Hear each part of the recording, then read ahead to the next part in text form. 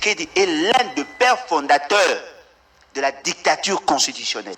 Ils sont parmi ceux qui ont tué Kimba, Anani, Amba, Mamba, tous ces gens-là qui ont été tués, le martyr de la Pentecôte.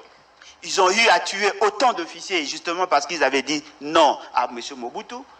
Et dans leur génétique, ils ont aussi le germe de la sécession kassaïenne. Depuis 1958, qu'il y a eu l'apparition de M. Etienne Tshisekedi jusqu'à ce jour, je vous dis, l'UDPS ne peut pas être un parti démocratique. Ils vivent que grâce à la violation de loi. Est-ce que vous savez que l'UDPS a reçu son agrément en 2009? Pendant toutes les années là, du combat, Etienne Tshisekedi n'avait pas d'acte. L'UDPS est né dans le désordre. Le réflexe de l'UDPS, c'est la rue. Ils sont partis d'un mouvement citoyen.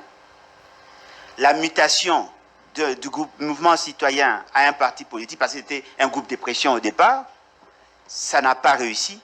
Et partir d'un parti de masse, un parti de la rue, à un parti élitiste, ça prend du temps. Tout ce que vous voyez là, ça fait partie de leur gène. Ça fait partie de leur ADN. Ils ne peuvent pas respecter vos droits. Parce qu'ils sont déjà partis par l'idée de parti unique. Etienne Tshisekedi, qui était membre du MNC, il a quitté MNC pour aller rejoindre Kalonji, Molopwe, MNC Kalonji, avec la sécession kassaïenne. Ils ont quitté parce qu'ils ont été achetés, la plupart, ils ont été achetés pour rejoindre M. Mobutu, pour qu'il y ait le coup d'État de 61 et de 65. Ils ont eu à créer les conditions de la dictature avec la fameuse constitution des révolutionnaires de 67. On a eu à faire la réforme constitutionnelle en 70. On a rappelé Etienne Tshisekedi qui était au Maroc comme ambassadeur pour présenter la constitution qui a consacré la dictature. Ce sont des despotes. Ils sont nés dans la dictature. Et donc, le fait seulement qu'ils n'ont pas la culture du respect des textes, déjà au sein de leur parti, ne vous attendez pas à voir M. Félix Tshisekedi et sa cohorte respecter la Constitution. Ils ne vont pas respecter vos droits parce qu'eux considèrent que leurs paroles ou sinon leurs positions doivent être acceptées par tout le monde. Ils sont nés dans la dictature.